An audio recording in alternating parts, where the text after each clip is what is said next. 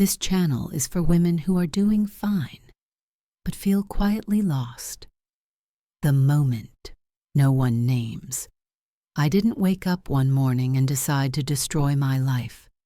That's the lie people tell themselves later, when they need a clean explanation for something that never arrived cleanly. The truth is much quieter, and because it's quiet, it's terrifying. It happened on a morning that looked exactly like every other morning. Same kitchen, same mug I've owned for years, same responsibilities waiting patiently for me to put myself together and step into them. The house wasn't chaotic. No one was yelling. Nothing was broken. From the outside, my life was the picture people like to point at and say, "She's doing well." I stood there, staring at the light coming through the window, and felt something shift inside me. Not collapse, not panic, not sadness. I'm disorientation, the kind that doesn't announce itself, the kind that doesn't demand attention, the kind that slips in softly and makes you question your footing without pushing you to the ground. I realized I was living a life that functioned perfectly, but no longer spoke to me. That's the moment no one names, because it doesn't sound dramatic enough to justify the fear it carries. There's no emergency, no clear injustice, no obvious wound, just a subtle awareness that the life you are excellent at performing no longer feels like it belongs to you. I wasn't unhappy, and that's what made it worse. Unhappiness would have given me permission to act.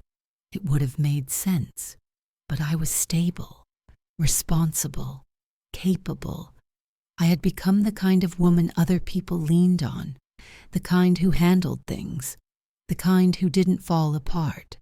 And yet, inside me, something essential had gone quiet. Not joy, not love, meaning.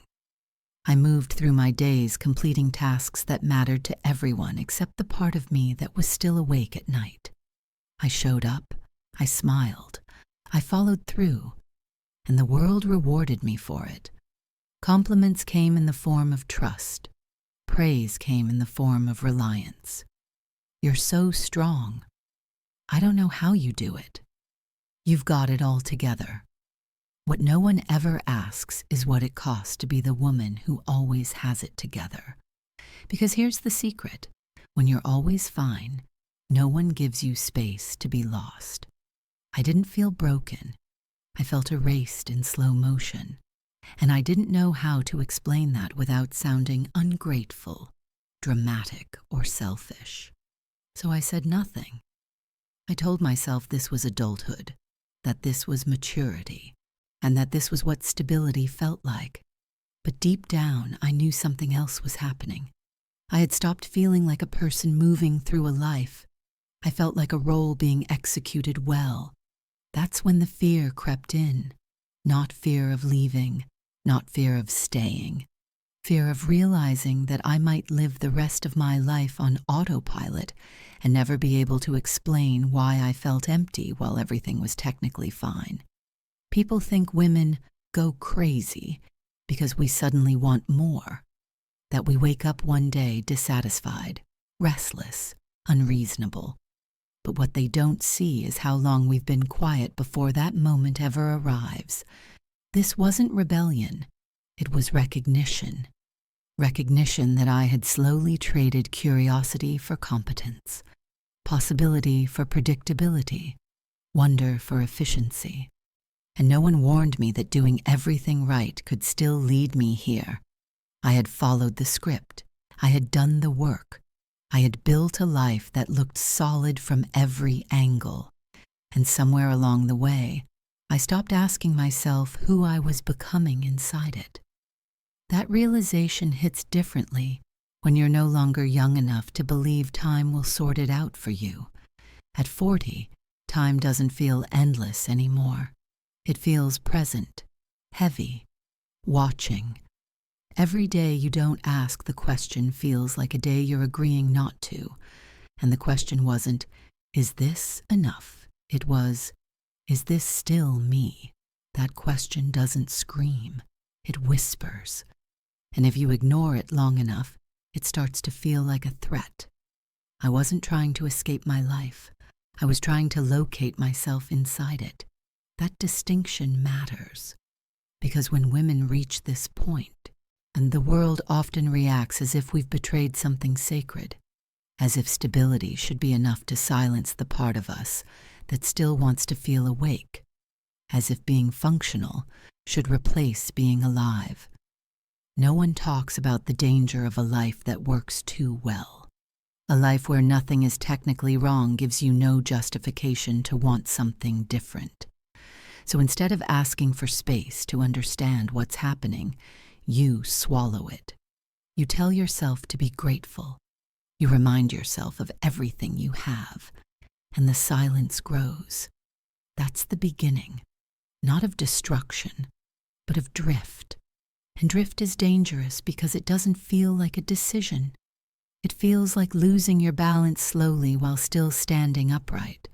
This is the moment people miss when they look back later and say, "She changed." No, I didn't change. I noticed. And I noticed that I was disappearing quietly while fulfilling every expectation placed on me. I noticed that the woman I had become was reliable, admirable, and deeply unfamiliar. I noticed that I no longer recognized the sound of my own inner voice because I hadn't listened to it in years. That awareness is not madness. It's awakening without guidance. And when awakening happens in a life built on responsibility, the fear isn't that you'll lose everything. It's that you'll never feel anything again if you don't move. That's why this moment matters. Because everything that comes after, the choices, the confusion, the mistakes, the heartbreak, begins here, in the unnamed space between fine and fulfilled. If this feels familiar, if something in your chest tightened while listening to this, you're not alone. And you're not broken. When you're standing in the middle of a story that no one taught you how to tell, if this speaks to you, if you want more conversations like this, honest, quiet, and unpolished, subscribe to this channel. It helps this space grow, and it gives me the reason to keep naming the moments most people are afraid to say out loud. This is only the beginning. The woman I used to be, the woman I am. I think about the woman I used to be more often than I admit, not because I want to go back to her, and not because I believe she was better than who I am now. I think about her because she felt closer to herself in a way I struggle to feel today. She moved through the world with less weight, not fewer problems, just fewer layers. Life hadn't yet taught her how much of herself she would need to compress in order to fit into the roles waiting for her. She didn't carry a mental list of obligations everywhere she went. Her mind wandered freely. She noticed things. She felt things fully, even when they hurt. Back then, I didn't have to think about who I was. I simply was. I didn't narrate my life to myself. I lived inside it. I remember how easily possibility used to attach itself to ordinary days. A conversation could turn into an invitation. A thought could turn into a plan. The future felt wide, not because I knew what I wanted, but because I believed there was time to figure it out. Time was generous then. It waited for me. The woman I am now lives in a different relationship with time. She feels it watching her, measuring, closing in around the edges of decisions she hasn't made yet. Every year seems to ask a quiet question. Is this the life you're choosing, or the life that happened to you? That question didn't exist when I was younger. Or maybe it did, but it didn't carry urgency. Youth has a way of making uncertainty feel playful instead of threatening. What I didn't understand back then was how subtly identity shifts when responsibility becomes permanent. It doesn't happen in one moment. There's no announcement, no ceremony. You don't wake up and realize you've become someone else. It happens in increments so small they feel harmless. A choice here, a compromise there, a decision made for practicality instead of desire because it seemed reasonable at the time. And then one day, you look at yourself and realize you've become very good at sustaining a life, but less practiced at inhabiting it.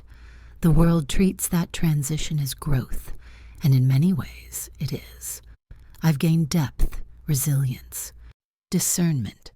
I understand consequences now. I see complexity where I once saw absolutes. I don't romanticize chaos the way I used to, but there's something no one talks about. What gets lost when we become solid? The woman I used to be was porous. Life passed through her. She absorbed experience and let it change her. She didn't need everything to make sense. She trusted her own reactions. She didn't edit herself in real time. The woman I am now is refined, polished, filtered. I've learned when to speak and when to stay quiet. I've learned how to smooth discomfort instead of sitting inside it. I've learned how to be agreeable without being dishonest, but also without being entirely true. That's not failure. That's adaptation. But adaptation comes at a cost. I notice it in small moments. When something unexpected happens, and my first instinct is to manage it rather than feel it. When my internal response is replaced by an external checklist. When I feel something stir inside me and immediately ask whether it's appropriate, useful, or necessary. The woman I used to be didn't interrogate herself like that. She trusted her own aliveness. I didn't lose her because I became careless or weak. I lost her because I became responsible. And responsibility, over time, has a way of convincing women that their inner world is secondary to the systems they support.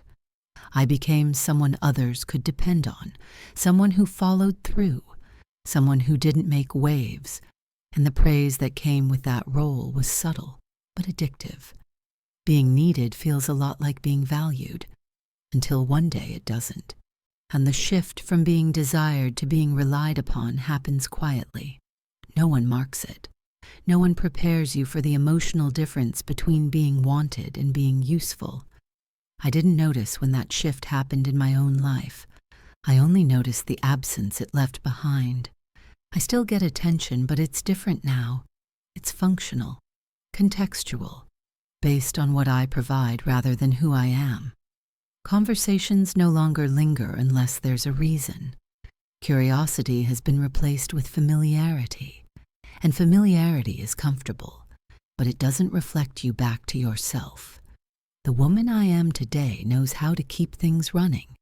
She knows how to anticipate needs before they're spoken. She knows how to carry emotional weight without letting it show. But sometimes I miss the woman who didn't know how strong she was yet, and the one who laughed without calculating the impact, the one who could change her mind without explaining herself. I don't miss her youth. I miss her openness. This is the part that's hard to say out loud without being misunderstood. I'm not nostalgic for recklessness. I'm nostalgic for interior spaciousness, for the sense that my life was still unfolding rather than settling. When people say women become invisible as they age, they assume it's about appearance. But invisibility is rarely about how you look. It's about how rarely the world asks who you are becoming. At a certain point, the questions stop. You're assumed to be formed, finished, decided. And when the world stops asking, you can stop asking too, unless something inside you refuses to go quiet. That refusal is not immaturity. It's not ingratitude. It's not a crisis. And it's a reckoning between who you once were allowed to be and who you've trained yourself to become. The woman I used to be wasn't better than the woman I am now. She was just less armored. The woman I am now is capable, but cautious, skilled, but contained. And somewhere between those two versions of myself, there's a grief that doesn't get language, a grief for paths not taken, not because they were wrong, but because they're no longer available. Aging doesn't just take things away. It clarifies. It makes the gap between memory and reality more visible. It forces you to look at the difference between the life you imagined and the life you built. And it asks you to sit with that difference without fantasy, without blame. That's where I am now. Not longing to be young again, not rejecting who I've become, just standing between them and trying to understand how to carry both without losing myself completely. The woman I used to be still lives inside me, not as a blueprint, but as a reminder. She doesn't demand that I return to her. She only asks that I don't forget what it felt like to be alive without justification. And the woman I am now is still learning how to make space for that feeling again, without destroying everything she's built in the process. That tension doesn't resolve cleanly. It isn't meant to. It's the quiet work of this season, the work no one applauds, the work no one sees, the work of learning how to belong to yourself again, without pretending you've never changed. Desire, attention, and the things we were taught not to admit. There are desires I learned early how to hide, not because they were dangerous, but because they were inconvenient. They didn't fit neatly into the version of womanhood I was praised for becoming. They were too human, too exposed, too likely to be misunderstood.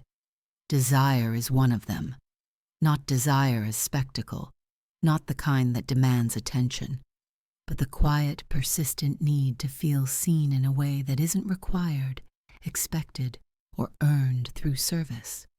I was taught, subtly and repeatedly, that wanting attention past a certain age is undignified, that if I was loved, partnered, respected, then wanting to be noticed beyond that meant something was wrong with me.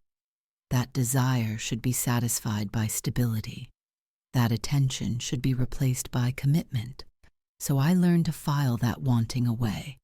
I didn't interrogate it. I didn't feed it. I told myself it was immature, shallow, something I was supposed to outgrow. But desire doesn't disappear just because we stop naming it. It changes shape. It goes underground. It starts leaking out sideways. There's a difference between attention that comes from obligation and attention that comes from choice. I didn't understand how deep that difference ran until I felt it in my body. The attention I receive in my life now is real. It's earned. It's rooted in history and reliability and shared responsibility. It carries weight. It carries meaning. But it doesn't carry surprise. And surprise matters more than we like to admit. Chosen attention, the kind that isn't required, the kind that arrives without context or expectation, lands differently. It doesn't ask anything of me. It doesn't need me to perform a role or maintain a structure. It simply sees me and responds. When that response feels electric, not because it's better, but because it's voluntary. This is where the shame begins. I don't want that kind of attention. I judge myself for noticing it. I tell myself it shouldn't matter. I remind myself of everything I have built, everything that depends on me, everything that is solid and real. And yet, my body reacts before my values can intervene. A glance that lingers a second longer than necessary. A comment that has nothing to do with what I provide. A moment where I'm not being evaluated for usefulness or reliability, but simply registered as a presence. I don't chase it. I don't act on it. But I feel it. And feeling it scares me, because it exposes something I don't know how to integrate into the life I live now. It doesn't belong anywhere obvious. It doesn't come with instructions. And it doesn't fit into the moral framework I've spent years carefully maintaining. So I tell myself, it's nothing. I dismiss it. I move on, but dismissal doesn't dissolve longing. It just pushes it further into silence. The hardest part to admit is that this longing isn't about sex. It's not about conquest or novelty or validation in the way people like to reduce it. It's about recognition without responsibility, being witnessed without being required to hold everything together at the same time. For so long, my worth has been measured by how much I can carry without complaint, how smoothly I can manage complexity, how reliably I can show up, and I've internalized that measurement so deeply that I forget it's not the only way to be valued. When attention comes that isn't tied to my competence, it bypasses the structure of my life entirely. Oh, and it doesn't reinforce the identity I've built. It interrupts it. That interruption feels dangerous because it doesn't ask permission. I've noticed how quickly I want to downplay this when I talk about it, even to myself. I want to qualify it, soften it, explain it away. I want to make it respectable. But desire doesn't become safer just because we pretend it's not there. What makes it dangerous is secrecy, not existence. We teach women to be desirable and then punish them for noticing when they are. We teach them to build identities around being chosen and then expect them to detach from that need without mourning it. We tell them that wanting attention past youth is vanity, as if the need to be seen has an expiration date. It doesn't. What changes is how much permission we're given to admit it. I've watched myself judge other women harshly for this before I recognized it in myself. I've told stories about them that made me feel safer. I framed their longing as weakness so I wouldn't have to confront my own. But now I see how unfair that was. Wanting to feel alive isn't a failure of character. Not knowing how to hold that wanting responsibly is the real problem. There's a tension that builds when desire has no language and no outlet. It doesn't stay neutral. It either gets distorted or it goes numb. Neither outcome is healthy. I don't want to romanticize this hunger, and I don't want to demonize it either. I want to understand it, to place it in context, to see it not as a command, but as information. Desire is data. It tells me where my identity has grown too narrow, where my life has become efficient at the expense of spaciousness, where I've confused being needed with being known. The risk isn't that I want attention. The risk is that I let that wanting operate in silence, where it can attach itself to fantasy instead of truth. Because when desire doesn't have language, it seeks intensity, and intensity feels like meaning when meaning feels out of reach. I don't want intensity for its own sake. I want resonance. I want to feel like parts of me still register in the world, not because I need constant affirmation, but because reflection is how we remain real to ourselves. There's a quiet grief in realizing that much of the attention I receive now is rooted in history rather than curiosity. It's given because I'm already known, not because someone is discovering me. That's not a complaint, and it's an observation. And observations, when ignored, turn into resentments. I don't want to live at war with my own wanting. I don't want to pretend I'm above it. I want to integrate it without letting it take over. That requires honesty. And honesty is uncomfortable when it threatens the image of maturity we've worked so hard to uphold. But maturity without honesty is just containment. I'm learning that acknowledging desire doesn't mean obeying it. It means understanding what it's pointing toward, what it's asking for beneath the surface. Sometimes it's asking for more presence, more curiosity, more room to be unfinished. Sometimes it's asking for nothing more than recognition, that I'm still here, still responsive, still capable of being moved. There's nothing shameful about that. What's shameful is how little space we give women to talk about this without turning it into a moral referendum. I don't need permission to feel this. I need language. I need clarity. I need to stop treating my own inner life like something that needs to be hidden or corrected. Desire isn't a threat to the life I've built. It's a signal that parts of me are still alive inside it. The question isn't whether I feel it. The question is whether I'm willing to listen without letting it lead me somewhere I can't return from. That's the work of this stage.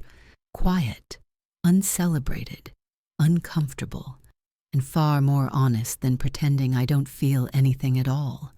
Marriage is safety, and as mirror marriage did not betray me. I want to say that clearly, because so much of what gets written about women at this stage of life turns marriage into a villain, and that has never felt true to my experience. Marriage gave me safety, structure, a shared language for the days. It gave me a place to land when the world was loud. It gave me continuity when everything else felt uncertain. It gave me a witness to my life, someone who saw me across years instead of moments. That matters. I don't erase it.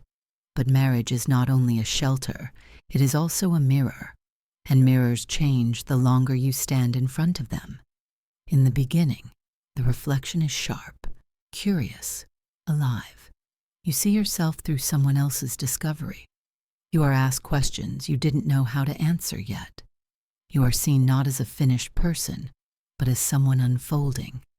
Over time, the reflection stabilizes. Your partner knows your patterns, your reactions, your preferences. There is comfort in being known so thoroughly, while there is relief in not having to explain yourself constantly. But there is also a subtle loss. At some point, I stopped being discovered and started being assumed, not in a cruel way, in a practical way, the kind that grows naturally when two people build a life together. The questions become fewer. The curiosity narrows. The focus shifts from who we are becoming to what needs to be maintained. Bills, schedules, responsibilities, shared decisions. None of this is wrong. But none of it asks the deeper question either. Who am I now? Marriage excels at preserving what exists. It is less skilled at making room for who you are becoming when that becoming doesn't fit neatly into the established structure. I didn't feel unloved. I felt unexamined. That distinction is uncomfortable to admit, because it sounds ungrateful. But love and visibility are not the same thing. Being cared for is not the same as being reflected. Over time, my life became efficient. We functioned well together. We anticipated each other's needs. We solved problems quickly. We knew how to keep things running. And in that efficiency, something essential grew quiet. I noticed it in conversations that no longer wandered, in how quickly we arrived at conclusions, in how little space there was for uncertainty, not because uncertainty was forbidden, but because it was inconvenient. Marriage teaches you how to prioritize stability. It doesn't teach you what to do when stability starts to feel like stillness. I didn't want chaos. I didn't want drama. I didn't want to burn anything down. I wanted movement inside the stillness. And I wanted to feel like my inner life mattered as much as the life we were managing together. There's a version of myself that learned how to be easy to live with, reasonable, predictable, calm. I refined my edges. I softened my questions. I learned which parts of myself disrupted the rhythm and which parts fit smoothly into it. That adaptation wasn't demanded of me explicitly. I offered it willingly, because love, especially long-term love, teaches you how to compromise without keeping score. But compromise has a shadow side. If you're not careful, you start editing yourself so thoroughly that you forget which parts were edited and which parts were never there to begin with. Marriage became a place where I was safe from being abandoned, but not always safe from disappearing. That's a hard thing to hold, because it sounds like accusation, and it's not. My partner didn't erase me. I participated in my own narrowing. I learned how to be a good partner before I learned how to remain a whole person inside partnership. There's an unspoken contract in long marriages that no one talks about. We stop surprising each other. Not intentionally. It just happens. Novelty gives way to familiarity. Curiosity gives way to competence. You become very good at loving each other and less practiced at seeing each other. I realized that much of the attention I received inside my marriage was functional. It was about coordination, about logistics, about shared outcomes. It wasn't empty, but it was directional. It moved towards solutions, not exploration. There was very little room for the parts of me that didn't yet know what they wanted. And those parts don't disappear just because there's no place for them to land. They wait. Marriage reflects back the version of you that is most useful to the life you've built together. Over time, that reflection can harden. It becomes accurate, but incomplete. I saw myself as capable, dependable, mature. I didn't see myself as curious, playful, uncertain. And when you stop seeing certain parts of yourself reflected back, you can start to doubt whether they still exist at all. That's the danger no one names. Not that marriage traps women, but that it can slowly convince them they are done becoming. I didn't feel oppressed. I felt finished. And being finished at 40 is a kind of grief no one prepares you for. The world treats long marriages as proof of emotional success, and in many ways, they are. They require patience, humility, thus endurance. They teach you how to stay when leaving would be easier. But staying without interior growth creates a quiet tension, a sense that your life is moving forward while something inside you remains paused. I wasn't angry at my partner. I was disconnected from myself. That distinction matters because when women can't name it, they often misdirect it. They turn inward and blame themselves, or they turn outward and blame the relationship. Neither is accurate. The truth is more subtle. Marriage gave me safety, but safety alone doesn't answer the question of meaning. It protects what exists. It doesn't automatically nourish what's emerging. I needed the mirror to change, to reflect not just who I had been reliable as, but who I was becoming unsure of. Instead, the mirror stayed steady. And when a mirror stops changing while you do, unknown, it starts to feel less like a reflection and more like a frame. I don't say this with bitterness. I say it with clarity. Marriage is not the enemy, but it is not neutral either. It shapes you. It rewards certain versions of you and quietly ignores others. If you don't notice that happening, if you don't find ways to stay in conversation with yourself inside it, you can wake up one day and realize you've become very good at sustaining a shared life and very distant from your own interior one. That realization doesn't mean the marriage was wrong. It means something inside it needs language, and without that language, the silence can become louder than any conflict. That's where I found myself. Not unloved, not mistreated, not desperate, just standing in a life that felt stable.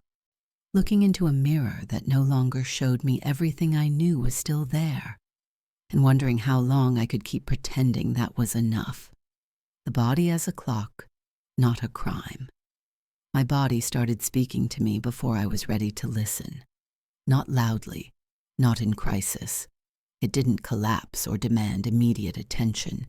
It simply stopped cooperating in the ways I had taken for granted for most of my life. Energy no longer returned on command. Sleep became lighter, more fragmented. Mornings carried a stiffness I couldn't stretch away. Emotions arrived without invitation and lingered longer than they used to. My body was changing its rhythm, and I kept trying to force it to keep the old beat.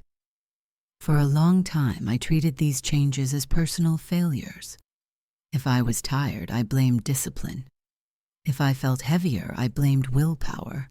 And if my mood shifted unpredictably, I told myself to manage it better, to be less reactive, more controlled.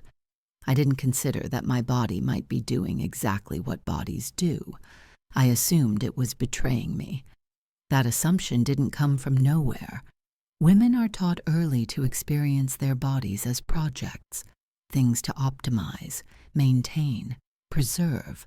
We learn to measure worth through appearance and control, to believe that if we work hard enough, we can outrun time. When the body starts changing despite effort, it feels like a moral failure.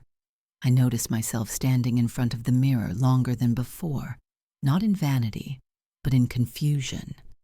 The face looking back at me wasn't unrecognizable, but it was unfamiliar.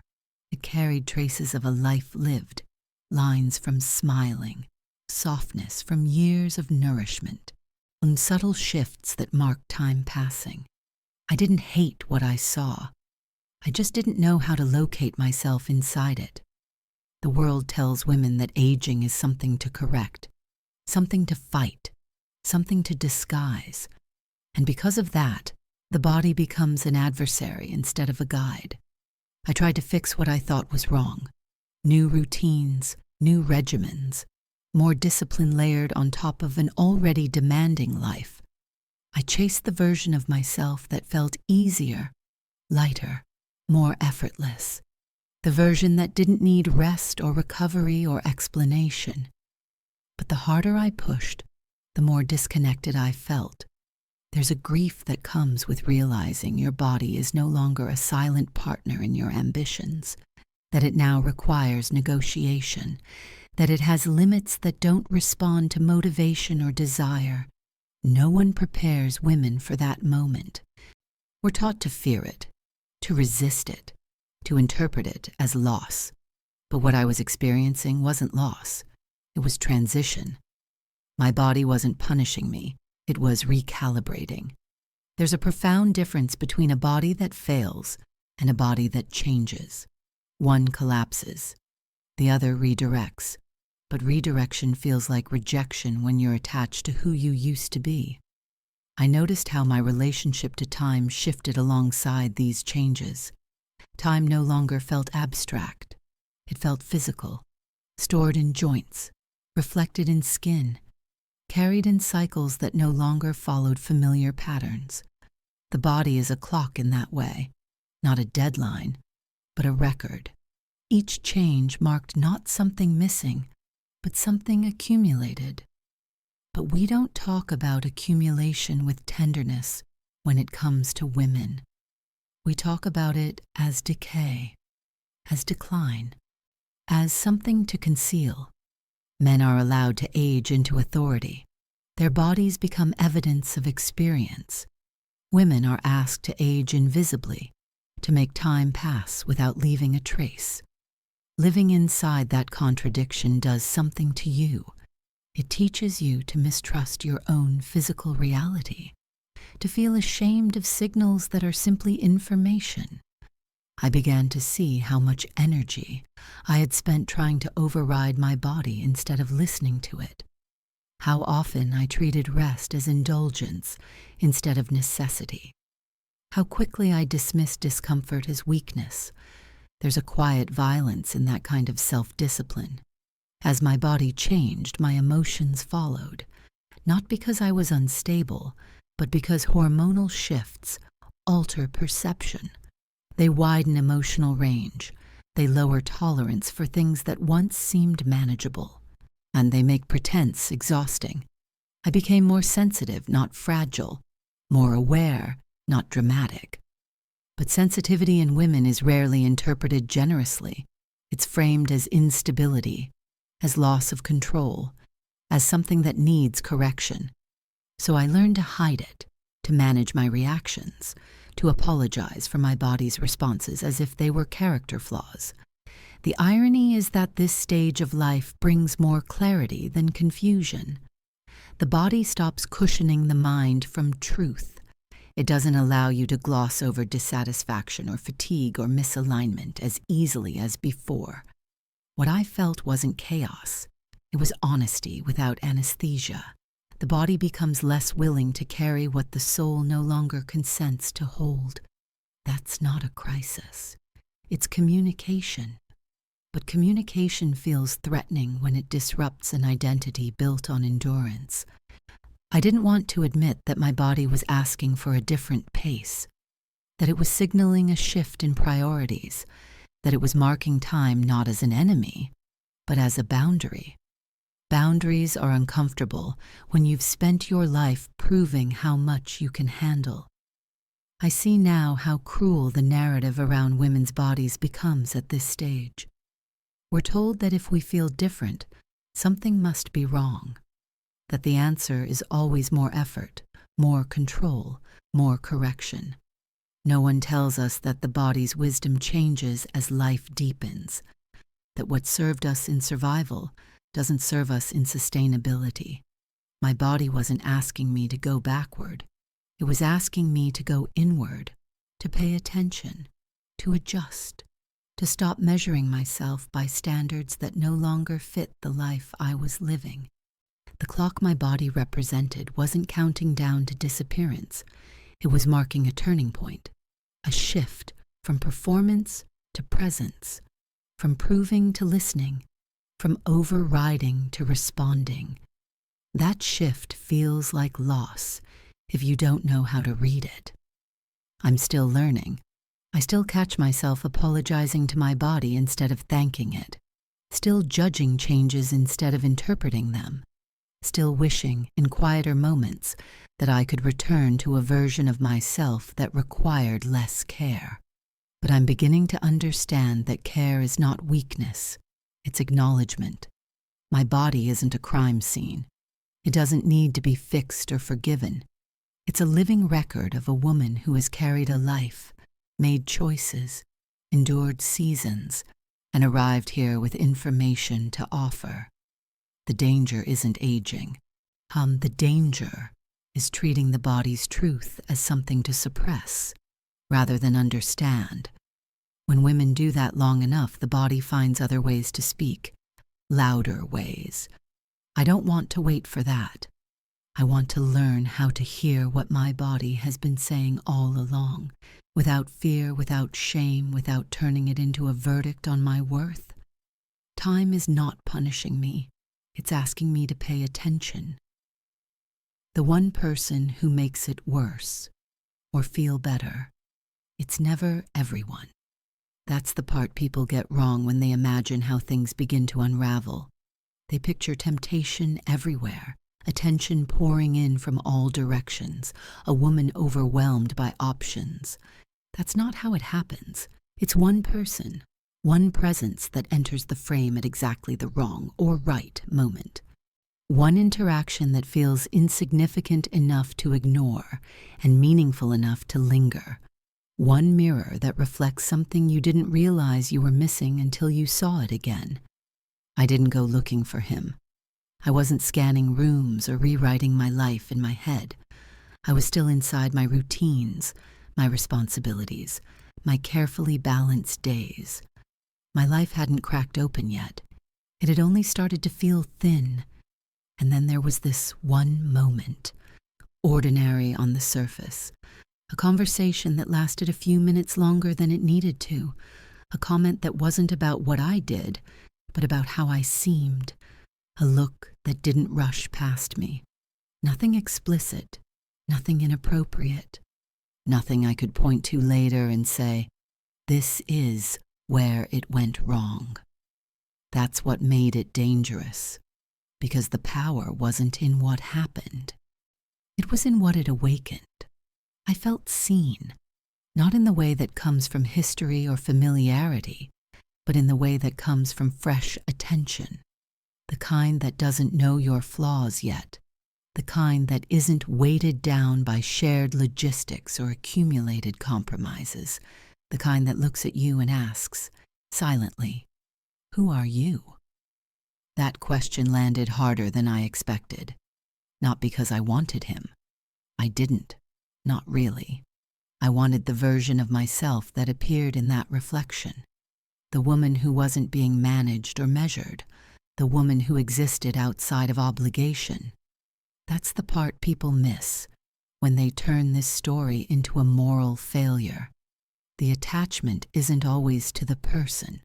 It's to the feeling of being reintroduced to yourself. One person can do that because fantasy needs a face. Desire, left abstract, is manageable. But once it attaches to someone real, even loosely, it gains shape, direction, gravity, and suddenly, the hunger that had been quiet becomes specific. I noticed how my body responded before my mind could catch up. A slight alertness, a subtle shift in posture, an awareness that lingered after the interaction ended. It wasn't excitement exactly. It was recognition that scared me, because recognition has momentum, and momentum doesn't care about intentions. I told myself it was harmless. I told myself I was reading too much into it. I reminded myself of my values, my commitments, the life I had built. All of that was true, but truth doesn't cancel chemistry. It just sits beside it, hoping to be heard. The most unsettling part wasn't the attraction. It was how quickly my inner world reorganized itself around the possibility of being seen again. How a single interaction could make the rest of my day feel dimmer by comparison. How ordinary life felt heavier afterward, not because it was bad, but because it was familiar.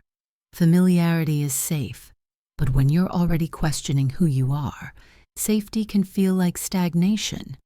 I began noticing patterns I hadn't before, how often I edited myself to keep things smooth, how rarely anyone asked questions without needing answers, how much of my day was spent performing competence rather than inhabiting curiosity. That one person didn't create those conditions, he revealed them. And that's the danger. Because when someone reveals something true about your inner life, it's easy to confuse that revelation with rescue. I didn't want to be rescued. I wanted to feel real again. I caught myself replaying small moments in my head, not the content of what was said, but how I felt while it was happening, lighter, more alert, less compressed. That's when I knew I had crossed into unfamiliar territory. Not action, awareness. And awareness, once it arrives, can't be undone. I became more careful and more distracted at the same time, more aware of my boundaries and more curious about where they were. I noticed how quickly secrecy can masquerade as privacy, how easy it is to tell yourself that nothing has changed while everything internal has shifted. I wasn't hiding anything, but I was protecting something, a feeling, a possibility, a version of myself that had been dormant. That's where the real conflict lives, not between two people, but between two identities, on the one you've built and the one that's asking for air. One person can intensify that conflict simply by existing in the right place at the right time, not because they're special, but because you are vulnerable in a very specific way. I understood then why people say this is where things turn dangerous, not because the situation is dramatic, but because it feels manageable right up until it isn't. You tell yourself you're in control because nothing has happened. You tell yourself you're being mature, reasonable, self-aware, and in many ways you are. But control isn't the same as clarity. The longer I sat with the feeling without naming it, the more power it gained. It didn't ask me to cross lines. It asked me to imagine them. And imagination can be more disruptive than action. I began to see how easily one person can become a container for everything you haven't yet integrated. They carry your unmet curiosity, your unexpressed desire, your questions about who you might still be allowed to become. That's a heavy burden to place on another human being, even unknowingly. The truth is, this person didn't make anything worse or better on his own. He simply arrived at a moment when my inner life was already unsettled. He became a mirror at a time when I was hungry for reflection. That hunger isn't about infidelity. It's about identity. If I had language for what I was experiencing, If I had space to explore who I was becoming without judgment, that one person would have remained just that, a person. But without language, without space, the reflection felt urgent. I don't blame him. I don't romanticize him. And I don't even think about him in concrete terms anymore. What stays with me is the realization of how thin the line is between harmless recognition and dangerous projection. How easily a moment of being seen can grow into something it was never meant to be. That's why this stage of life feels so precarious. Not because women suddenly lose their morals, but because they are standing at the intersection of accumulated silence and emerging awareness. One person doesn't cause the shift, they reveal it.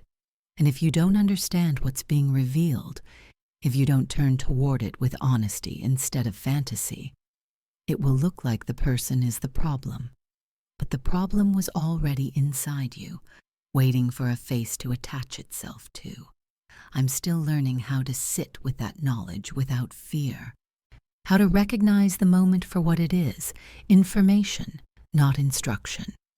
That one person was never the answer. He was the question. And questions, when ignored long enough, don't disappear. They just get louder and more dangerous the longer they go unanswered. Friends, stories, and the social echo chamber. There is a particular kind of conversation that begins to happen among women at this stage of life. It doesn't announce itself as dangerous. It feels supportive, relieving even, like finally exhaling after holding your breath for years without realizing you were doing it.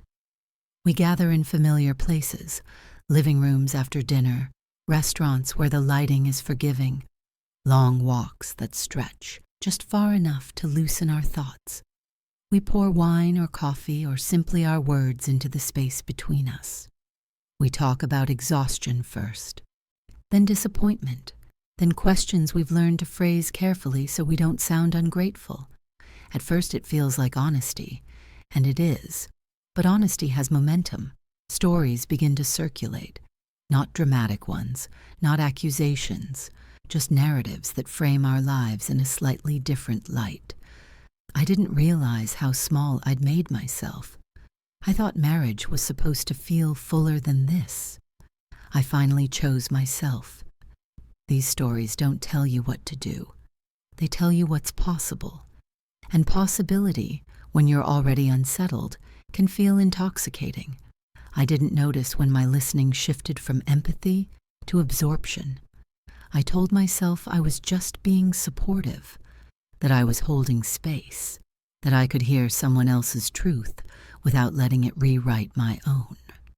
But stories are powerful precisely because they don't demand agreement. They invite identification. When someone tells a story about leaving and finding herself, I don't immediately think about leaving. I think about the parts of myself I've misplaced. When someone reframes her past as oppression, I don't suddenly feel oppressed. I start scanning my own memories for moments of quiet resentment I dismissed too quickly. This is how the echo chamber forms, not through coercion, but through repetition. The same themes surface again and again. Sacrifice, suppression, lost potential. And slowly those themes begin to feel like explanations rather than interpretations. The language becomes familiar. The conclusions start to sound inevitable. What I didn't realize at first was how stories reshape memory. How easily the present mood reaches backward and reorganizes the past to make sense of itself. Moments that once felt neutral start to feel loaded. Choices that once felt mutual begin to look one-sided. The mind searches for coherence, and stories provide it. There's comfort in that coherence. It reduces ambiguity. It offers clarity where there was confusion. But clarity achieved too quickly can be dangerous. I noticed how rarely we talked about ambivalence, how uncomfortable we became when someone admitted loving her life and still feeling restless. The group didn't know where to put that complexity. it didn't resolve cleanly. So we leaned toward stories with cleaner arcs, stories where leaving led to freedom, where discomfort was proof of misalignment, where desire was evidence of truth. It wasn't that anyone was lying. It was that we were all speaking from inside our own justifications. And justification, once spoken aloud and affirmed, hardens into belief. I began to see how certain phrases circulated like currency. You deserve more. Life is too short. You've given enough. These statements aren't wrong, but when repeated without context, they flatten reality. They turn nuanced lives into moral equations. I didn't feel pushed. I felt validated. And validation is powerful when you've spent years questioning whether your inner experience was legitimate. That's the thing about echo chambers. They don't feel loud. They feel warm. They make you feel less alone, less crazy, less selfish. They normalize thoughts you've kept hidden. And in doing so, they can subtly narrow your field of vision. I started to notice how little we talked about consequences, not because we were careless, but because consequences complicate the story. They introduce uncertainty. They force you to hold multiple truths at once. It's easier to focus on the pain of staying than the cost of leaving. Easier to frame a decision as courage than to sit with its aftermath. When someone would mention the messiness, the loneliness, the financial strain, the confusion of children, the conversation would grow quiet, not judgmental, just uncomfortable. The energy would shift back toward empowerment, toward resilience, toward reinvention. No one wanted to be the one who complicated the narrative, and I understood why. When you're already standing on unstable ground, you don't want more variables. You want something solid to stand on, even if it's only a story. The echo chamber doesn't create dissatisfaction. It amplifies it. It gives language to feelings that were already there, but language shapes direction. Once certain explanations take hold, alternative interpretations start to feel naive. Staying begins to look like fear. Ambivalence begins to look like denial. Contentment begins to look like settling. I noticed myself internalizing that framing without consciously choosing it. I'd hear a friend describe her marriage as a cage, and later I'd catch myself using the same metaphor silently, even though it didn't quite fit my own experience. Metaphors are persuasive because they bypass analysis. They land emotionally. I had to ask myself a difficult question. Was I listening to understand, or was I listening to borrow certainty? There's a difference between solidarity and synchronization. Solidarity allows difference. Synchronization demands alignment. The longer I stayed in those conversations without grounding myself, the more synchronized my thinking became. Not because I lacked agency, but because I was tired of ambiguity. It's exhausting to live without a clear story about why you feel the way you do. The echo chamber offers one, and once it does, it starts to feel irresponsible not to act on it. I don't blame my friends. They were speaking from their own lived truths. Many of them had survived real pain, real erasure, real compromise. Their stories deserve to be told, but stories are not instructions, and when they're treated as such, they can lead you places you haven't fully chosen. I began to see how easily personal narratives become collective myths, how quickly individual liberation stories turn into cultural scripts, how dangerous it is to mistake resonance for universality. What worked for one woman isn't automatically a roadmap for another. What felt like salvation in one context can be devastation in another. The echo chamber doesn't leave much room for that nuance. It rewards alignment. It affirms certainty. It quiets doubt. And doubt, inconvenient as it is often where wisdom lives. I had to step back and ask myself what I was really seeking in those conversations. Was it permission? Was it courage? Or was it relief from having to sit with complexity a little longer? There's nothing wrong with seeking community, but community becomes risky when it replaces reflection. I'm learning to listen without absorbing, to hear stories without letting them override my own experience, and to resist the urge to borrow conclusions before I've finished asking my own questions. That isn't easy. It means tolerating uncertainty. It means staying present with discomfort. It means not rushing toward a narrative that explains everything neatly. But I've come to understand that the loudest stories aren't always the truest ones. Sometimes they're just the most contagious. The social echo chamber doesn't force women to make choices. It makes certain choices sound inevitable, and inevitability is seductive when you're tired of wondering. I don't want inevitability. I want honesty, even when it's complicated, especially when it doesn't fit cleanly into anyone else's story. Because my life is not a slogan, it's a lived experience, and it deserves to be understood on its own terms, not reduced to an echo. When social media and the lie of late blooming social media entered my life quietly, not as an obsession, not as an escape, but as something practical, a way to stay connected, to fill small gaps between tasks, a few minutes here and there while waiting for something else to begin. I didn't realize when it stopped being neutral. At some point, scrolling became less about staying informed and more about orienting myself, about figuring out where I stood in a world that suddenly felt like it was moving without me. The feed didn't shout, it whispered. It learned what made me pause and gave me more of it. Stories of women starting over at 40, images of reinvention framed as courage, before and after lives compressed into neat rectangles. The message was never explicit. It didn't say you should leave or your life is wrong. It was subtler than that. It suggested that the most alive version of a woman appears after she burns something down, that fulfillment waits on the other side of disruption, that staying is complacency and leaving is clarity. This is what I mean by the lie of late blooming. Not that women can't grow later in life. We do, profoundly. But social media presents growth as spectacle, as transformation you can photograph, as a visible rupture that proves something significant happened. Quiet evolution doesn't trend. The algorithm doesn't reward women who stayed and changed internally. It rewards the ones who left and posted about it. It doesn't show the long middle.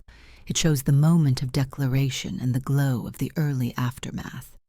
I found myself comparing my real life to those curated moments without meaning to, not consciously, and emotionally. The comparison didn't happen at the level of logic. It happened in the body, a heaviness after scrolling, a dull sense that my life was somehow behind. What made it dangerous wasn't envy. It was distortion. I wasn't comparing my life to someone else's life. I was comparing my interior reality to someone else's edited outcome, their certainty against my ambiguity, their captions against my questions, and ambiguity always loses in that comparison. Social media collapses time. It removes the years of confusion, the loneliness that doesn't photograph well, the nights when reinvention feels more like grief than freedom. It turns complexity into clarity and sells it back as inspiration. I noticed how often the stories I was shown followed the same arc. A woman realizes she's been shrinking. She chooses herself. She leaves. She blooms. The ending is always decisive. The beginning is always framed as false. What's missing is the cost. No one posts the months of regret that coexist with relief, the exhaustion of starting over without the energy you once had, the ache of realizing that the fantasy you chased still comes with ordinary disappointment. Those stories exist, but they don't circulate. They don't fit the narrative of empowerment that performs well online. I didn't see women wrestling with the question of whether leaving was growth or escape. I saw women already certain that it was growth. Certainty photographs better. Over time, the feed started to feel like a referendum on my own life, not because anyone told me to leave, but because staying began to feel like a failure of imagination. The lie isn't that change is possible later in life. The lie is that change must be dramatic to be real. Late blooming gets framed as external upheaval instead of internal reorientation, as visible reinvention instead of quiet reckoning. And because of that, women who are changing slowly, thoughtfully, imperfectly, begin to feel like they're doing it wrong. I didn't want what I was seeing exactly. I wanted what it represented: freedom, vitality, a second chance at being the center of my own story. But social media doesn't offer second chances. It offers edited fragments that feel like proof that a better life is just one brave decision away. That idea is intoxicating when you're tired and uncertain. The more I scrolled, the more my own life began to feel unfinished in a way that felt urgent rather than open, as if I were running out of time to do something significant before it was too late. And that urgency didn't come from my reality. It came from repeated exposure to other people's conclusions. I noticed how the algorithm began feeding me content that matched my restlessness.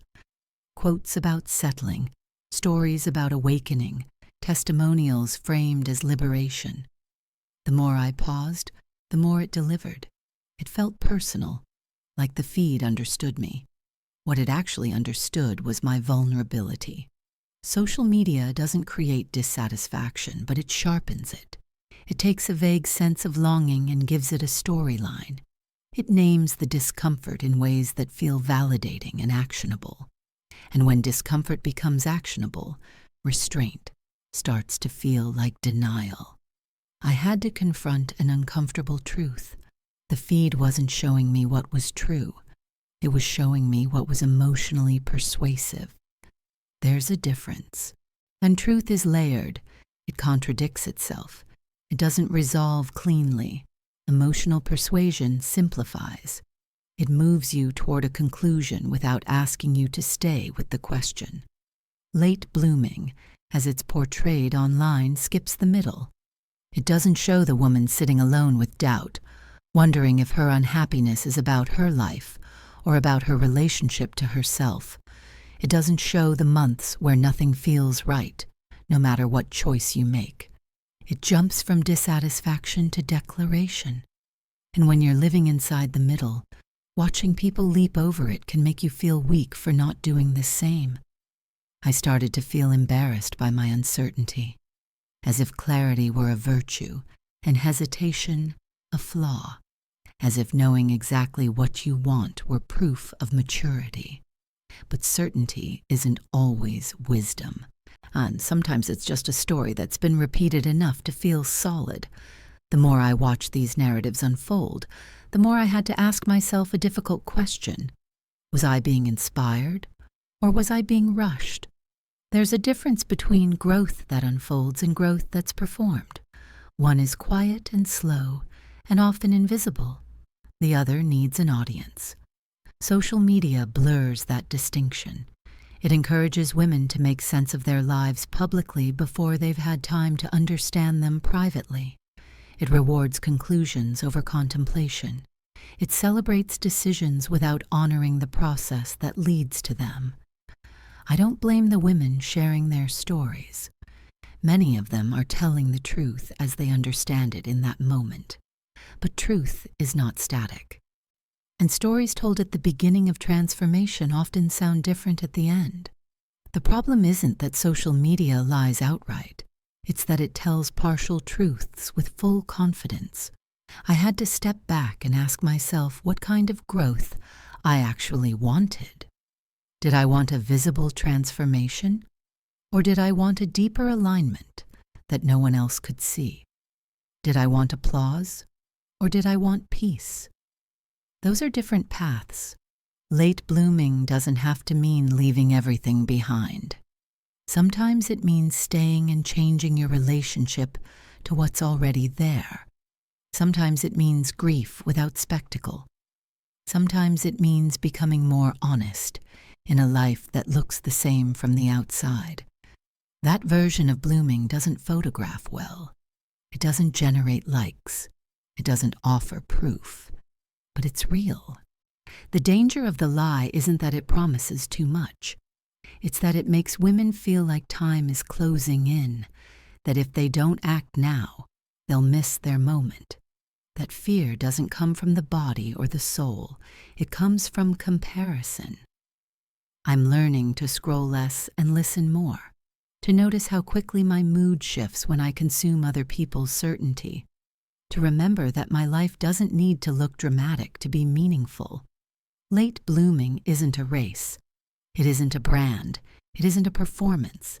It's a reckoning that happens at its own pace, in its own language, often without witnesses. And the most honest version of it may never show up in a feed at all.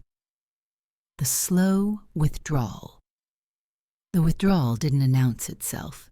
There was no argument that marked the beginning, no dramatic rupture that I could point to and say, "This is when everything changed." If anything, life looked calmer on the surface, more controlled, less volatile. That's how it hides. I was still there. I showed up. I did what needed to be done. I listened, responded, participated. If someone asked how I was, I answered honestly enough to sound fine, and most days I believed it. But inside, something had shifted its center of gravity. I stopped leaning forward into my life. It wasn't a decision. It was a posture, a subtle pulling back that happened before I had language for it. I didn't withdraw from people. I withdrew from investment, from the emotional weight of fully being present. I conserved energy in ways I hadn't before, without knowing why I felt the need to. I noticed it first in my attention. Conversations felt louder. Tasks felt heavier.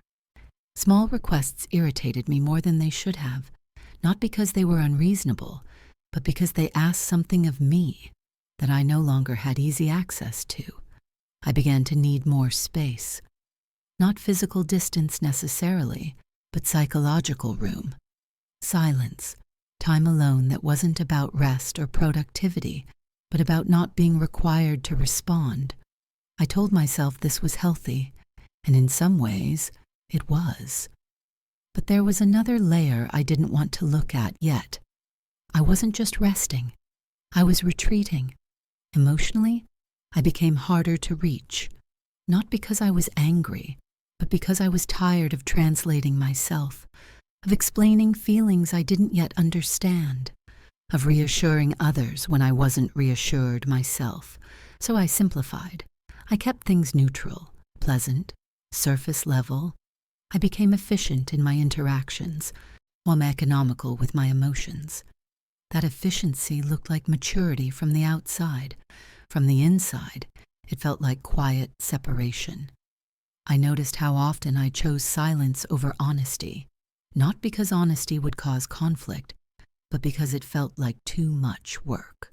I didn't want to open conversations that might require me to stay present longer than I could manage. This is how withdrawal becomes invisible. It doesn't look like absence. It looks like calm. Some days, I was unusually kind, attentive in a way that felt almost rehearsed. I anticipated needs before they were spoken. I smoothed over tension before it could surface. Other days, I was irritable, short, easily overwhelmed. I found myself picking at small things, magnifying them, using them as evidence that something wasn't right, even when I couldn't articulate what that something was. Both modes served the same purpose. They created distance. When I was overly pleasant, I was managing guilt. Guilt for not feeling as connected as I thought I should. Guilt for wanting space I couldn't justify. Being kind felt like compensation. When I was irritable, I was building a case. not consciously, but emotionally. Each frustration added weight to a narrative I hadn't yet admitted I was forming. The narrative wasn't clear. It didn't say, "I want out." It said, "This doesn't fit anymore." And that's a harder thing to challenge, because fit is subjective. It's internal. It doesn't require evidence. I didn't talk about this withdrawal. I didn't even name it to myself. I framed it as stress, as fatigue, as a phase that would pass once things settled down. But things don't settle down when you're avoiding yourself. The more I pulled back emotionally, the more alone I felt, even while surrounded by people. That loneliness didn't feel dramatic. It felt flat, like living behind glass. I could see my life clearly. I just wasn't inside it. This is the part people misunderstand when they look at women in this stage and say we're cold or distant or checked out. They assume indifference. But what's happening is often the opposite. There's too much being felt without direction. When you don't know what to do with your feelings, you manage them by reducing exposure. You limit how much you engage, so you don't have to confront what's stirring underneath. Withdrawal becomes a coping strategy. I became more private with my inner world, not because I was hiding something specific, but because I didn't trust myself to articulate it without unraveling. I sensed that if I started talking honestly, I might not know how to stop. So I kept conversations practical, safe, contained. I noticed how my body mirrored this withdrawal, shoulders tense, breath shallow, a constant low-level vigilance, as if I were bracing for something unnamed. Rest no longer felt restorative. It felt like avoidance, and avoidance, over time, turns into distance. I could feel myself standing slightly outside my own life, observing rather than participating. Decisions felt heavier because they required commitment to a direction I wasn't sure I believed in anymore. Even joy felt complicated. When something good happened, there was a brief lift followed by a quiet question. Is this all it takes now? And that question wasn't cynical. It was weary. I didn't withdraw because I didn't care. I withdrew because caring without clarity was exhausting. This is what makes the slow withdrawal so dangerous. It doesn't feel like rebellion. It feels like self-preservation, like managing limited resources in a body and mind that are already stretched. From the outside, nothing looks wrong enough to warrant concern. There are no scenes, no ultimatums, no obvious cracks. But inside, the distance grows. I began to feel like a guest in my own life, responsible for maintaining it, but no longer rooted in it. I did what was expected while quietly loosening my grip on the emotional meaning of it all. And the longer that went on, the harder it became to imagine re-entering fully. Because re-entry would require honesty. And honesty would require facing the question I'd been circling for months. What if this isn't just a phase? That question felt dangerous, not because of what it might lead to, but because of what it might reveal, that I had been slowly leaving without ever saying goodbye. I wasn't planning an exit. I was rehearsing detachment. That's what the slow withdrawal really is. Not a decision to leave, but a gradual uncoupling from the emotional core of your life. A way of preparing yourself for change without admitting you're preparing at all. I don't think people see how much grief lives inside that process. Grief for a life that still exists. Grief for connections that haven't broken but feel thinner. Grief for a version of yourself that used to be fully present and now feels just out of reach. The withdrawal isn't cruelty. It's confusion wearing the mask of composure. I didn't want to hurt anyone. I didn't want to explode my life. I just didn't know how to stay fully inside it without losing myself completely. So I stepped back, slowly, carefully, almost imperceptibly. And that's the most dangerous part.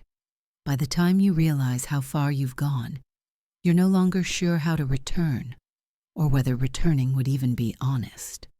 The slow withdrawal doesn't end with a door slamming. It ends with the quiet realization that you've been standing halfway out for a long time and no one noticed. Not even you. The story I tell myself to survive. Before I could change anything in my life, I had to change the story I was telling myself about it. Not because the old story was entirely false, but because it had become unbearable to live inside. And stories are how we survive ambiguity. They give shape to feelings that don't yet have form. They help us sleep at night when the truth is too layered to hold all at once. I didn't wake up one day and decide to rewrite my past. I resisted it, actually. I wanted the story to stay clean, respectable, loyal to what had been real and good. But as my inner life grew more unsettled, the old narrative stopped working. It asked too much of me. It required me to hold contradictions I didn't yet know how to carry. So slowly, without announcing it even to myself, I began to edit. The edits were subtle at first, a shift in emphasis, a change in tone. Moments that had once felt neutral were reinterpreted through the lens of how I felt now. I wasn't lying. I was contextualizing. At least that's what I told myself. When I remembered earlier years, and I focused less on warmth and more on restraint, less on partnership and more on compromise. I highlighted the moments where I had felt unseen and quietly blurred the ones where I had felt held. This wasn't an act of malice. It was an act of self-protection. If I was going to acknowledge how restless I felt now, I needed a reason, a cause, something solid to point to so I wouldn't have to sit with the possibility that my discomfort didn't have a single source. It's easier to believe that the past was wrong than to admit that the present is complicated. I noticed how often I used language that framed my life as something that had happened to me, rather than something I had actively chosen. I didn't realize. I didn't know. I thought this was what I was supposed to want. Those statements weren't untrue, but they also weren't complete. What they did was soften my responsibility in the story. They allowed me to feel justified in my dissatisfaction without having to confront the full weight of my agency. I began to see myself as someone who had endured rather than participated, who had adapted rather than decided, who had survived rather than lived. That framing gave me relief. It made my feelings make sense. It transformed confusion into clarity. But relief comes at a cost. When you rewrite the past to survive the present, you risk flattening a life that was once textured. You trade complexity for coherence. You simplify in order to cope. I didn't erase the good entirely. I minimized it. I treated it as incidental rather than foundational. I told myself that moments of happiness didn't count if they weren't sustained, that love wasn't real if it didn't evolve the way I needed it to. This kind of reasoning is seductive because it feels honest. It feels like finally telling the truth after years of silence. But honesty without proportion can become distortion. I wasn't inventing pain. I was elevating it. I was letting it explain everything else. I began to notice how this new story changed how I spoke about my life, even casually. I used words like always and never more often. I framed patterns as absolutes. I talked about myself as if I had been quietly disappearing for decades, rather than gradually changing alongside the life I was building. Those words didn't just describe my experience, they shaped it. The more I repeated the story, the more real it felt. Memory is not fixed, it's responsive. It reorganizes itself around the narratives we return to, and this narrative served a purpose. It allowed me to feel justified in my withdrawal. It explained my fatigue. It gave moral shape to my restlessness. It made the possibility of change feel not only understandable, but necessary. Without this story, I would have had to face something far more unsettling, that I could be deeply dissatisfied without anyone being at fault, that I could feel lost in a life I had chosen with care, that my longing might not point backward to a mistake or forward to a solution, but inward to an unresolved question. That's a harder story to live with. So I told myself the simpler one. I told myself that I had been smaller than I needed to be, that I had given more than I received, that my unhappiness was evidence of misalignment rather than uncertainty. And this story wasn't cruel. It was coherent, and coherence feels like sanity when you're emotionally disoriented. I began to understand why people say women rewrite history when they reach this point.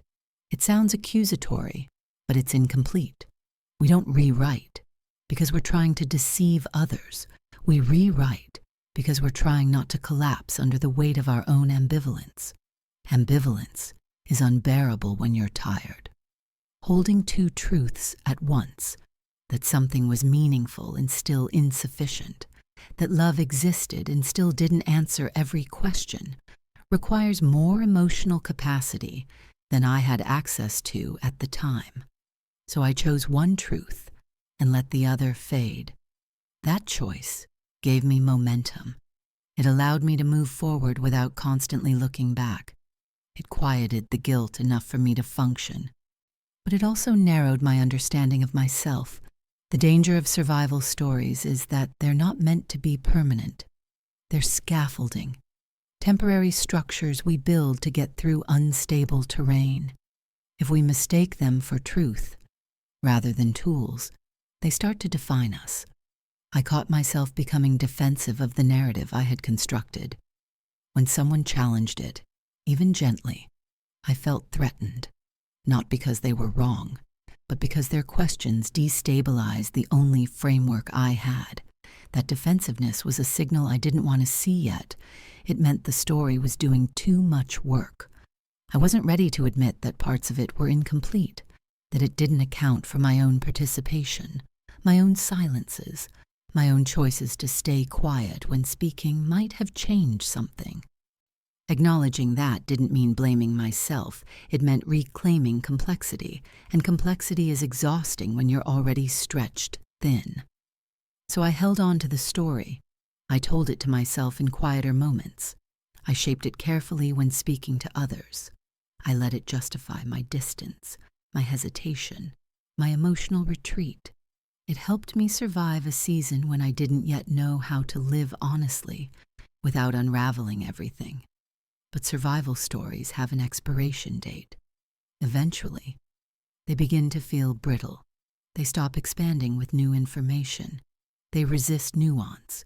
They require maintenance. I'm starting to see the limits of the story I told myself, not because it was false, but because it was incomplete. It explained my pain, but it didn't explain my agency. It honored my exhaustion, but it erased my earlier joy. Gave me permission to want more, but it didn't tell me what more actually meant. I don't regret telling myself that story. It kept me afloat when I needed buoyancy more than truth. But I know now that I can't live inside it forever. At some point, survival has to give way to understanding, not the kind that resolves everything neatly, but the kind that allows multiple truths to coexist without needing a villain. The story I told myself helped me get through the middle. The story I'll need next will have to be more honest, even if it's less comforting. Because I don't just want to survive my life, I want to understand it without erasing the parts that don't fit cleanly into any single narrative. Children, consequences, and the weight of choice. When I think about consequences, my mind doesn't go first to myself. It goes to my children. Not in a dramatic way, not with panic or catastrophe, but with a quiet, steady weight that settles in my chest and doesn't leave. Children change the meaning of choice. Before them, decisions belonged mostly to me. I could risk, regret, pivot, recover. The stakes were personal. The consequences were mine to absorb. But once you become a mother, your inner life is no longer contained within your own skin. It leaks outward. It touches other nervous systems, other hearts that didn't consent to being shaped by your unresolved questions. That doesn't mean mothers should erase themselves, but it does mean that choice acquires gravity. I learned quickly that children don't need perfect parents. They need present ones. They need emotional continuity more than emotional brilliance, and they don't require happiness as much as they require reliability. Knowing where home is, who will be there, what stays, even when things are hard. That knowledge doesn't disappear just because you're tired. When I began questioning my life, I didn't stop loving my children. If anything, my love for them sharpened the tension I felt. Every question echoed louder because it didn't belong to me alone. I noticed how often people tried to reassure me with the same sentence. Kids are resilient. It's true, they are. But resilience isn't immunity. It's adaptation. And adaptation always leaves a trace. Children learn by absorbing atmosphere more than explanations. They don't need full narratives. They read tone, distance, presence. They notice when something feels off long before they understand why. I saw that in the small things, and in how quickly they scanned my face when they entered a room, in the way they asked the same question twice, as if checking whether the answer would change, in their sudden need for reassurance about ordinary things. Nothing had happened yet, but something had shifted. That's the part no one warns you about. You don't need to make a dramatic decision to begin affecting your children. Your internal state already does. I felt a responsibility I didn't know how to articulate, not a moral commandment, but an emotional reality.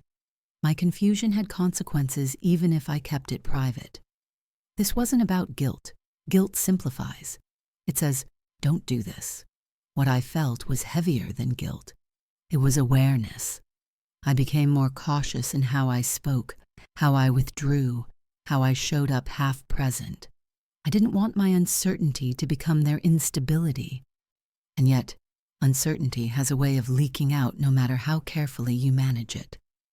I struggled with the narratives offered to me, the ones that said children are better off with a fulfilled mother, no matter the cost, the ones that framed every hard choice as an act of courage. Those stories sounded clean. They offered relief from ambivalence, but they skipped something essential: the long aftermath. Children don't experience decisions as symbols. They experience them as disruptions to rhythm, to ritual, to the invisible scaffolding that holds their world in place. They don't evaluate whether a choice was justified. They feel whether it was sudden, whether it was explained, whether it made the world less predictable. I thought often about what I was modeling for them, not in words, but in posture. Was I teaching them that adulthood is something you endure until you escape it? That love is provisional? That commitment has an expiration date when discomfort grows too loud? At the same time, I worried about the opposite lesson, that staying without honesty teaches children to silence themselves, that endurance without language becomes inheritance. There is no clean answer here. Anyone who claims there is hasn't lived inside the question long enough. What I knew was this: children don't need parents who never struggle.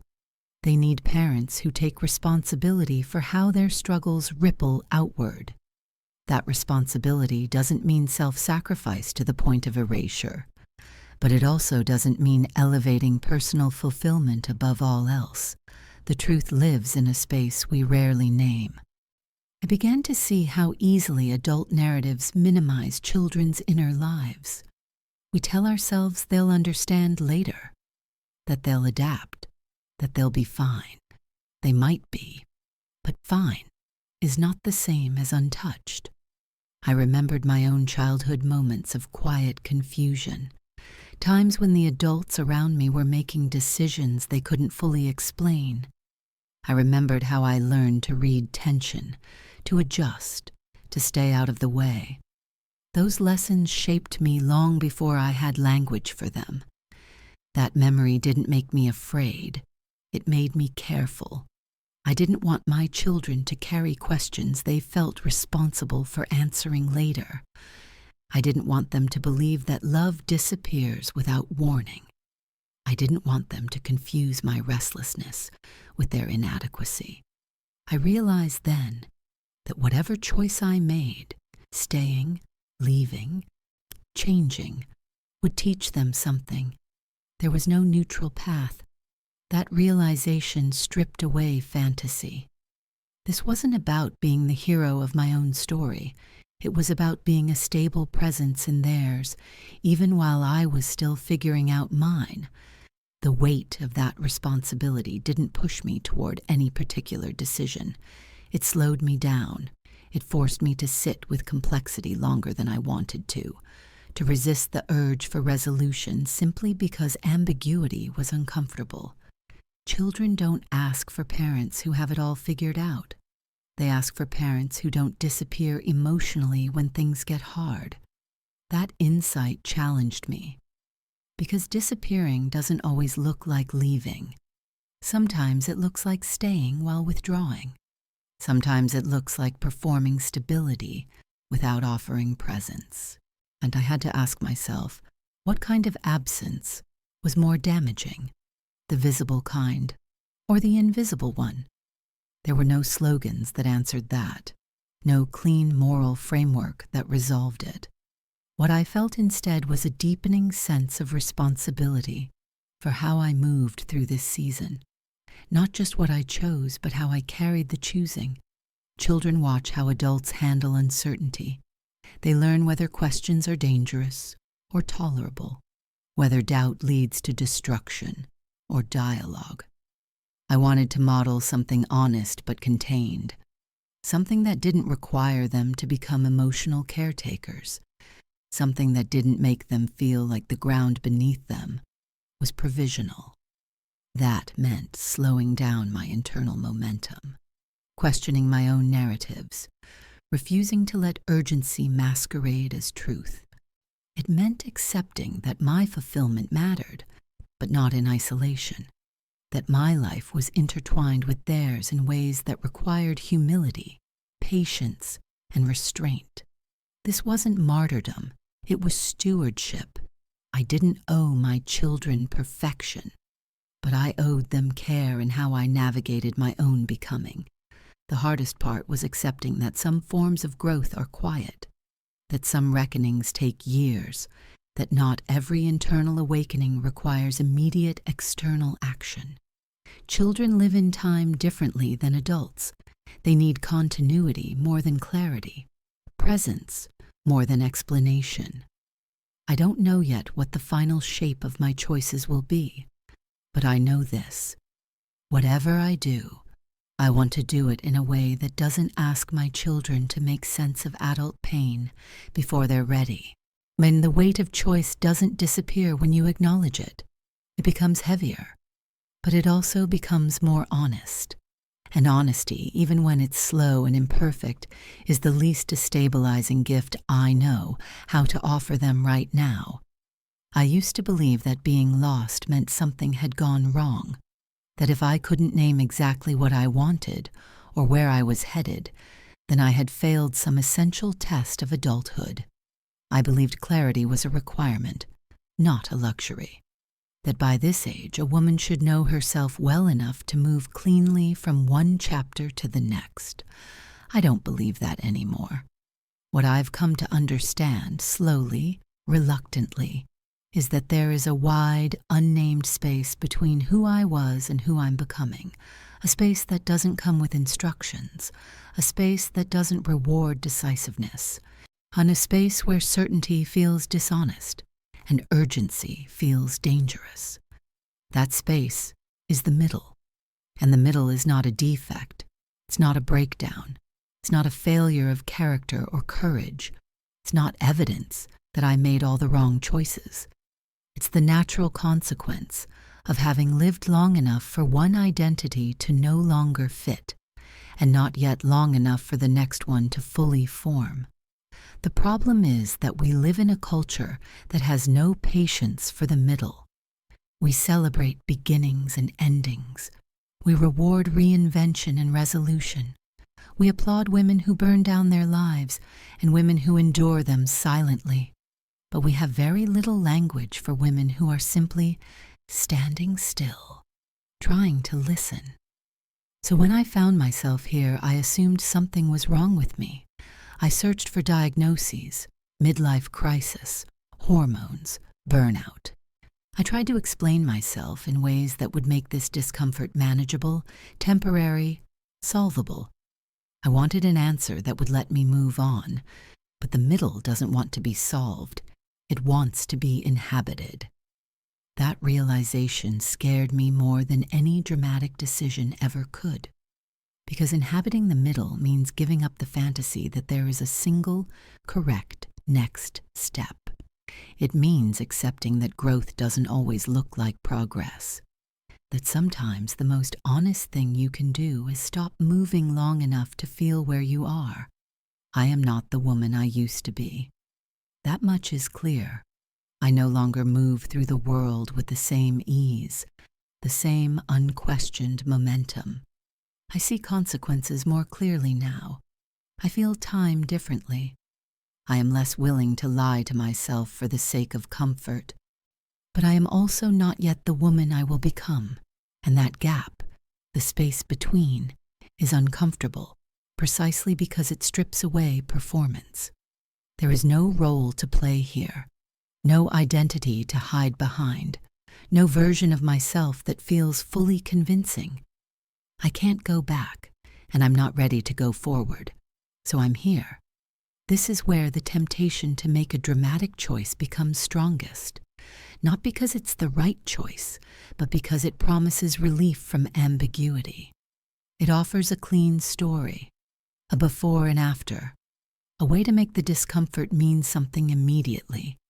But meaning that arrives too quickly is often borrowed, not earned. The middle asks for something else. It asks for restraint, for patience, for the kind of courage that doesn't look like bravery at all. The courage to stay with questions longer than feels productive, and the courage to resist other people's narratives about what this stage is supposed to look like. The courage to admit that wanting change doesn't automatically mean knowing what that change should be. I am learning that not knowing is not the same as being broken. Broken things don't ache, they don't question, they don't long, they simply stop functioning.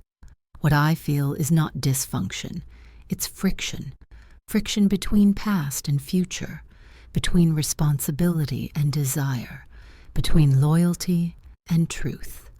Friction is uncomfortable, but it's also how movement eventually happens. The middle is where contradictions live without needing to be resolved. I can love my life and still feel restless inside it. I can be grateful and grieving at the same time. I can honor what I've built without pretending it answers every question I now carry. And that doesn't make me disloyal. It makes me honest.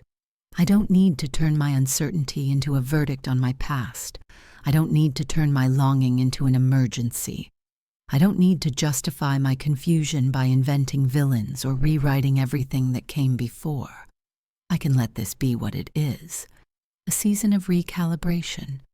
There is no audience for this part of the story. No applause, no clear milestones. From the outside, my life may look unchanged, and that can feel invalidating in a world that equates growth with visibility. But internal shifts are rarely photogenic. I am learning to trust changes that don't announce themselves, to value insight that arrives quietly, to respect the pace at which truth reveals itself when it's not being forced. The middle doesn't reward impatience, it exposes it. Every time I rush towards certainty, I feel myself tightening. Every time I allow space for not knowing, something inside me softens. That softness doesn't feel like weakness. It feels like room. Room to notice what actually matters. Room to feel without immediately acting. Room to hear my own voice again, not as a command, but as a question. This stage of life isn't asking me to reinvent myself. It's asking me to integrate myself, to bring together the woman I was, the woman I am, and the woman I'm becoming, without forcing them into a single polished identity. That work is quiet, and it's lonely, and it's deeply unfashionable, but it's also honest. I don't want a life that looks impressive if it feels hollow. I don't want decisions that feel brave if they're driven by fear of standing still. I don't want to mistake motion for meaning. So I'm choosing, for now, and to remain in the middle, to let this be a place of listening rather than deciding, a place of truth rather than resolution, a place where I don't have to be certain to be worthy. If you're here too, if your life looks fine from the outside but feels unsettled within, I want you to hear this clearly. You're not broken. You're not late. You're not failing. You're not ungrateful. You're in the middle of a life that has been lived deeply enough to ask harder questions. And the middle is not where stories end. It's where they stop being simple enough to tell quickly. It's where the noise fades, the illusions thin out, and something quieter, but truer, begins to take shape. I don't know yet what comes next, but I know this much. I don't need to escape this place to prove my life matters. Being here, awake, uncertain, a listening, is already proof that it does. You're not broken.